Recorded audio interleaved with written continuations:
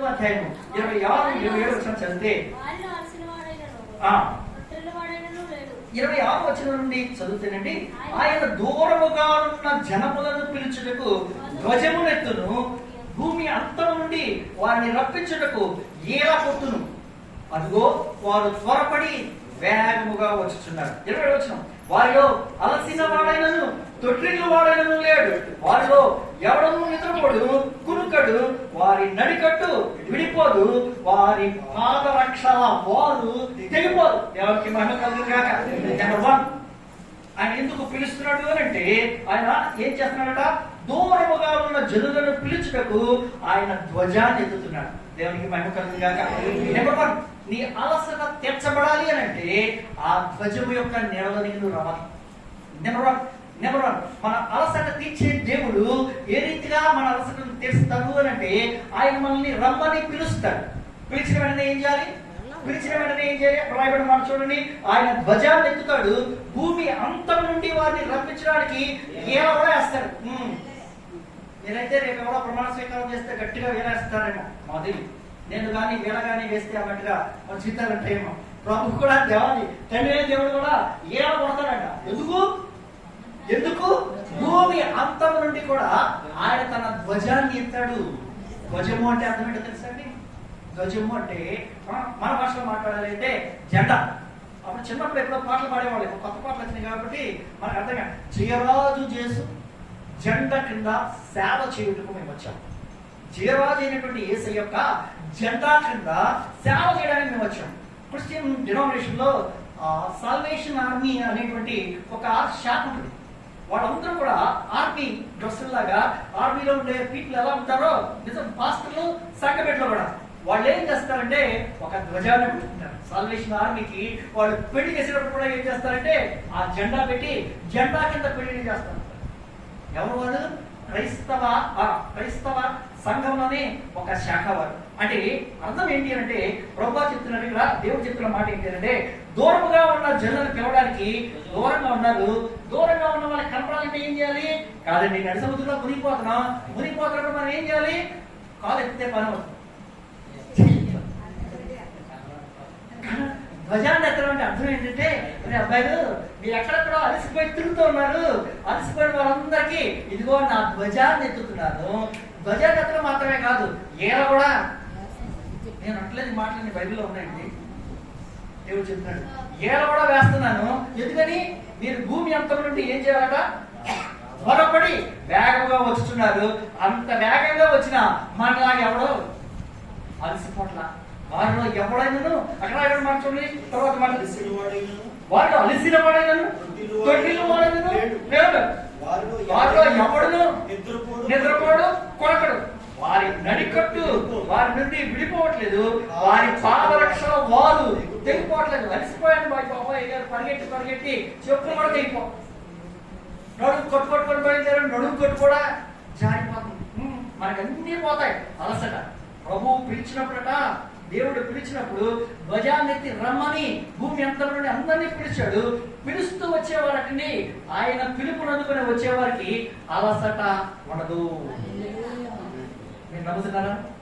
ఆయన ధ్వజాన్ని ఎత్తి పట్టుకున్నప్పుడు, అనగా ఆయన ధ్వజము చెత్తగా మనం చేరగలిగితే మొట్టమొదటిగా మన జీవితాల్లో ఏముండదో తెలుసా అండి? అలసట ఉండదు. నీవెవరు పిలుపు వినాలి? ఆయన ఎలా వేస్తాడు? నా దేవుడు ఎలా వేస్తే ఎలా వినాలి? ఆ ఈల సౌండ్ మీ చెవిలో వినపడాలి. వెంటనే పరుగున రావాలి. ఆ ఈల విని పరిగెత్తుకుని ఆయన దగ్గరికి వస్తే వాళ్ళు ఎలా వస్తున్నారట? ప్రభు పిలిచినప్పుడు ఎలా రావాలండి? వారు త్వరపడి, అక్కడ ఉన్న మాట్లాడండి, నేనే వేస్తున్నాను, వారు త్వరపడి వేగంగా వస్తున్నారంట. అంత వేగంగా వచ్చిన వారిలో అలసిపోయిన వాడైనను, తొట్టిల్లిపోయిన వాడైనను, ఆ చెప్పుల వారు తెగిపోయిన వాడైనను, నడుము కట్టు తెగిపోయిన వారు ఎవరు? అందరూ కూడా పర్ఫెక్ట్ స్ట్రెంగ్త్ తో ఉన్నారు. ప్రభు నన్ను పిలిచాడు, సేవ పరిచర్యకు వచ్చాను, మధ్యలో శక్తులు పడ్డాను అనబాకండి. ఆయన ధ్వజం కింద చేరగలిగితే మొట్టమొదటిగా మన అలసట ఆయన ఎలా తీరుస్తాడు అని అంటే, ఆయన ఏలా మనకు వినబడాలి, ఆయన ధ్వజం మనకు కనబడాలి. నమ్ముతున్నారా? ఆయన జెండా ఏంటి? ప్రతి పార్టీకి ఒక జెండా, ఒక ఎజెండా, ఇవన్నీ ఉంటాయి. మన ఏసే పార్టీకి కూడా అద్భుతంగా ఒక జెండా. దేవుడు ఏంటంటున్నాడు, నా ధ్వజాన్ని నేను ఎత్తాను. ఎందుకని? ధ్వజం ఎందుకు? మనిషి అంత ఎత్తున్నాడు కానీ కనపట్లేదు. ఎందుకని?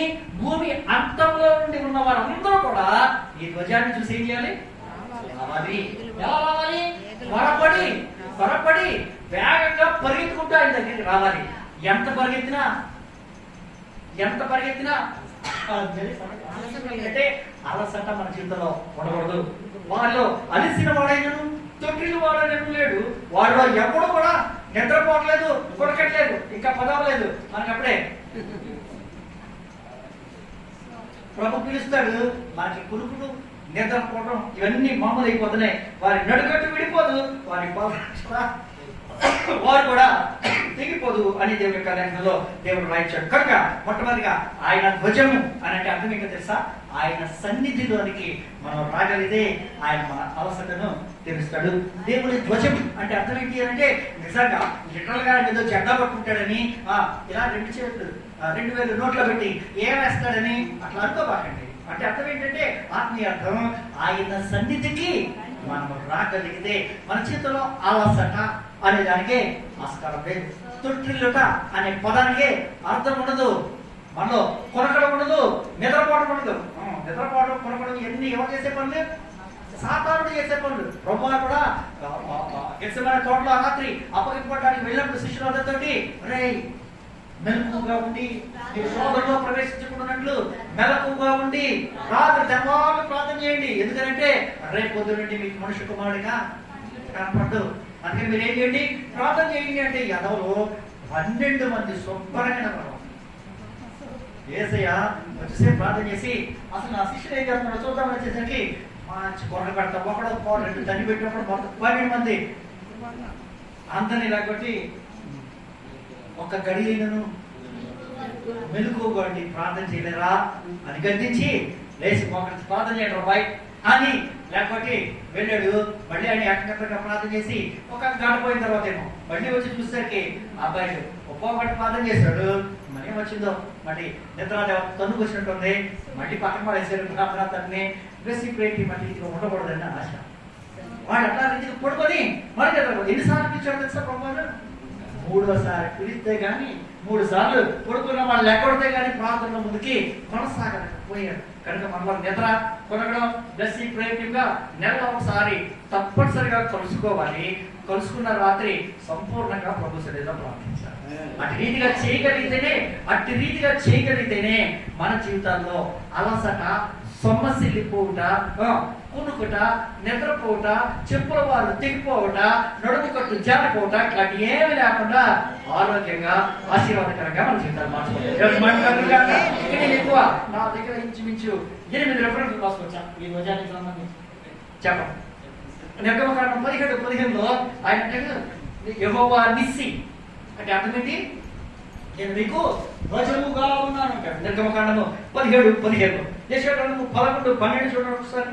యెషయాగ్రంథము కొన్ని మాటలు 1-2 మాటలు నన్ను బలపరచుకోవడానికి. యెషయాగ్రంథము నేను చాలా మాటలు రాసుకుని వచ్చేసాను, బాగా ప్రిపేర్ అయిపోయి. జనములను పిలుచుటకు ఆయన ఒక ధ్వజమును నిలవబెట్టును. యెషయాగ్రంథము 11:12. నేను చెప్పే సబ్జెక్ట్ నేను సపోర్ట్ చేసుకోవడానికి అనేక వచ్చిన భాగాలు ఉంటాయి. ఆయన యొక్క ధ్వజమును నిలబెట్టును. భ్రష్టులైపోయిన ఇశ్రాయేలీయులను పోగు చేయును. భూమి యొక్క 4 దిగంతముల నుండి చెదరిపోయిన యోధా వారిని తిరిగి ఆయన సమకూర్చును. ఆయన ఎప్పుడైతే ధ్వజము అంటే అర్థం ఏంటంటే యేసయ్య వచ్చి ఓ జెండా పట్టుకుని ఊపుతాడేమో అనుకోబాకండి. ధ్వజం అంటే అర్థం ఏంటో తెలుసండి? The very presence of God. దేవుని యొక్క సన్నిధి మనకు తోడుగా ఉంటే మన జీవితంలో మన అలసటని మొట్టమొదటిగా ఆయన ఎలా తీరుస్తాడు అని అంటే ఆయన సన్నిధిని మనము ఆశ్రయించిన బిడలుగా ఉంటాయి. ఆయన సన్నిధిలోనికి మనం రాగలిగితే మన దేవుని సన్నిధి పాత నిబంధన గ్రంథం అంతట్లో మీరు చూడండి. దేవుని సన్నిధి వారితో ఉన్నంతసేపు వారు బలపరచబడ్డారు. దేవుని సన్నిధి వారి నుండి దూరం అయిపోయినప్పుడు వారు బలహీనపరచబడుతున్నారు. దేవుని సన్నిధి అంటే దేవుని యొక్క నిబంధన మందసం. పాత నిబంధన పుస్తకంలో ప్రత్యక్ష గుడారం ఉండాల్సిన తెలుసా? గుడారం అంతా చూడబెట్టేసిన ఏముంటారో తెలుసండి? నిబంధన మందసం. నిబంధన మందసంలో ఏముంటాయి? ఏమో మీకే తెలుసు. ఒక ప్రాముఖ్యంగా అక్కడ ఉండేది ఏంటంటే దేవుడు మోషే చేతికి ఇచ్చిన 10 ఆజ్ఞలు కలిగిన 2 రాతి పలకలు అనగా దేవుని యొక్క వాక్య సత్యము. అదే నిబంధన. అది మనం ఏం చేయాలి? దేవుని సన్నిధి అంటే అర్థం ఏంటంటే the very word of God. దేవుని యొక్క వాక్యము ఎప్పుడు కూడా మన హృదయంలో తలపోసుకుంటూనే ఉండాలి. ఆ రీతిగా ఉండగలిగితేనే నీ జీవితంలో అలసట ఉండదు, నీ జీవితంలో తొట్టిగడం ఉండదు, నీ జీవితంలో కొనకడం ఉండదు, నీ జీవితంలో నిద్రపోవడం ఉండదు. ఇర్మియా గ్రంథము 6వ అధ్యాయం 1వ వచనం. ఒక మాట కూడా చూపించి నేను 2వ పాయింట్లో వెళ్తా. ఇర్మియా గ్రంథము 6వ అధ్యాయము. బెన్యామీనీయులారా, యెరూషలేములో నుండి పారిపోవుడి, తెకోవాలో బోరధ్వని చేయుడి, బేత్ హక్కేరేము మీద ఆడవాళ్ళకై ధ్వజము నిలబెట్టుడి, కీడు ఉత్తర దిక్కు నుండి వచ్చుతున్నది, గొప్ప దండు వచ్చుతున్నది అని ఈ ప్రవక్త ఇర్మియా ద్వారా 6వ అధ్యాయం 1వ వచనంలో దేవుడు మాట్లాడుతుంటాడు. ఆ ధ్వజము అక్కడ మీద బేత్ హక్కేరేము మీద ఆడవాళ్ళకై ధ్వజమును నిలవబెట్టుడి. ధ్వజము అంటే అర్థం ఏంటో తెలుసండి? దేవుని యొక్క సన్నిధి మనకు తోడుగా ఉంటే మన జీవితంలో అలసట దూరం అయిపోద్ది. ప్లస్ ఈ ప్రయత్నంకి ఒకవేళ అలసిపోయారు అంటే నేను అనుకుంటా సన్నిధిని దూరం చేసుకుంటారేమో.